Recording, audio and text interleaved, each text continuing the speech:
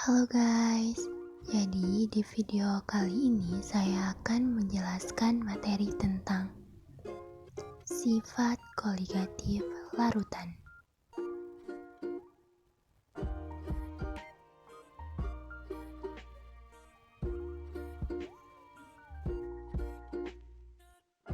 Simak ya.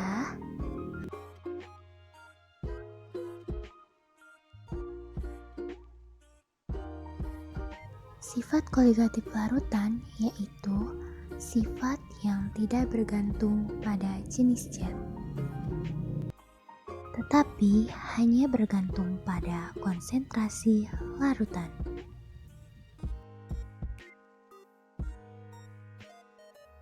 Eits, jangan salah, sifat koligatif larutan juga bisa disebut dengan sifat khas semua larutan. Sifat koligatif larutan terdiri dari penurunan tekanan uap jenuh delta P, kenaikan titik didih larutan delta Tb, penurunan titik beku larutan delta Tf, dan tekanan osmotik larutan V. Jumlah partikel zat terlarut dapat dihitung dengan rumus yang pertama. Di sini ada molaritas yang dilambangkan dengan M besar. Rumusnya massa zat terlarut kali 1000 dibagi mR zat terlarut kali V larutan. Di sini V larutannya harus mililiter ya. Yang nggak tahu mR, jadi mR itu massa molekul relatif.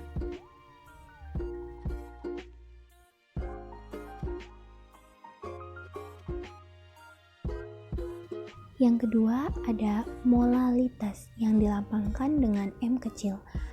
Rumusnya massa zat terlarut kali 1000 dibagi mR zat terlarut kali massa larut. Ingat ya, bedanya molaritas dengan molalitas. Kalau molaritas volume larutan, kalau molalitas massa pelarut yang satuannya harus gram. Di sini ada rumus menghitung jumlah partikel zat terlarut yang fraksi mol yang dilambangkan dengan X. Di sini ada dua rumus ya, ada X pelarut dan X terlarut.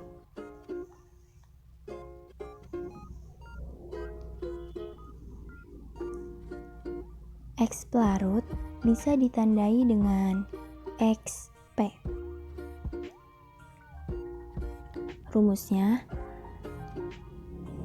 kan ditandai dengan XP, berarti atasnya harus NP, bawahnya juga NP plus NT. Yang kedua ada X terlarut yang kita bisa tandai dengan XT.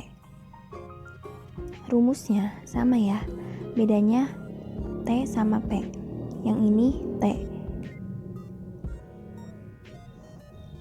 Jadi teman-teman, kalau P itu pelarut.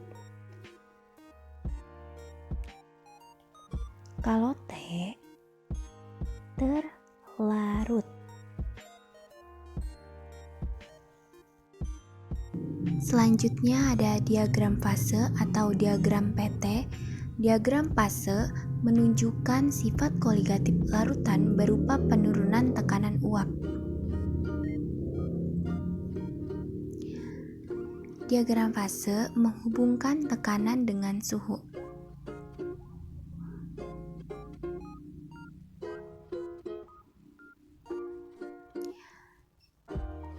Di sebelah sini ada padat, yang tengah ada cair, yang sebelah kanan ada gas. Proses dari cair ke padat bisa disebut dengan membeku, kalau dari cair ke gas bisa disebut dengan mendidih. Next, penurunan tekanan uap yang bisa dilambangkan dengan delta P. Penurunan tekanan uap adalah penurunan uap terlarut yang ditimbulkan oleh zat terlarut pada suhu konstan. Next ya ke sini. Penurunan tekanan uap atau delta P terjadi karena adanya penguapan, dan penguapan terjadi karena adanya zat cair menjadi gas. Di sini, jika penguapannya tinggi,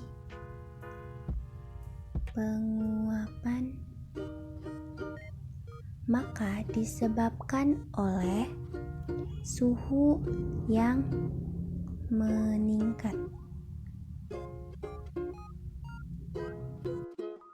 Dan sebaliknya ya, jika penguapannya rendah, maka suhu juga rendah.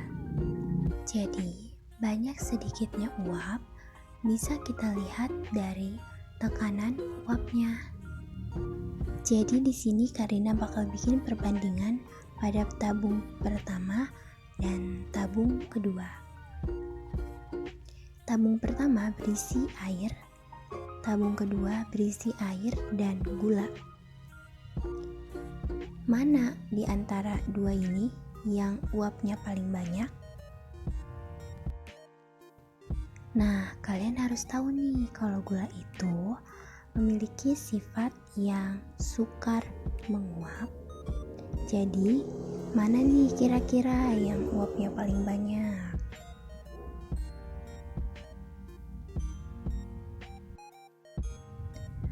Di antara tabung A dan tabung B, mana nih yang uapnya paling banyak? Kita gambar contoh uap dulu ya. Mana nih kira-kira? Jadi, yang uapnya paling banyak yaitu yang air murni ya, yang tidak dicampur apa-apa. Karena yang B dicampur gula yang sifatnya sukar menguap. Lanjut lagi ke delta P. Besarnya penurunan tekanan uap akibat adanya zat terlarut. Nah, teman-teman, di sini ada rumus tekanan uap larutan yang rumusnya XP kali P derajat.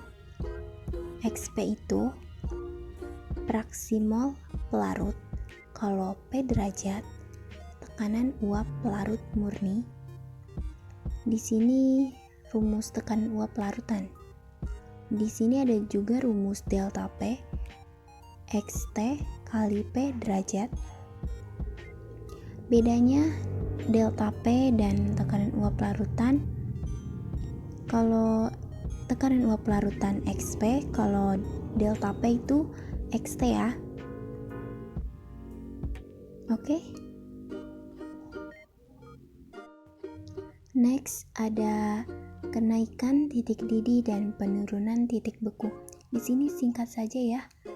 Titik didih adalah titik di mana air mendidih, sedangkan titik beku adalah titik di mana air mulai membeku. Titik didih terjadi pada saat tekanan uap larutan sama dengan tekanan udara luar. Jadi semakin rendah tekanan udara luar, maka semakin rendah titik didih sehingga air lebih cepat mendidih di tempat tinggi. Di sini juga ada perbedaan menguap dan mendidih. Yang menguap saya contohkan satu ya, terjadi pada suhu berapapun, dan yang mendidih juga terjadi pada titik didih. Jadi itu bedanya. Kalian bisa cari tahu sendiri juga ya, saya juga lagi belajar soalnya.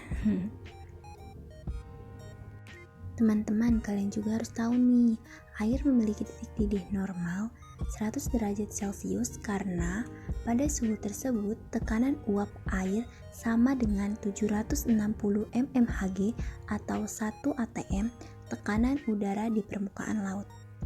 Sudah ya, segitu saja yang hanya saya bisa sampaikan atau jelaskan di video ini. Mohon maaf jika banyak kekurangan, ya memang kekurangannya banyak. Saya Karina Putri Utami pamit. Assalamualaikum warahmatullahi wabarakatuh.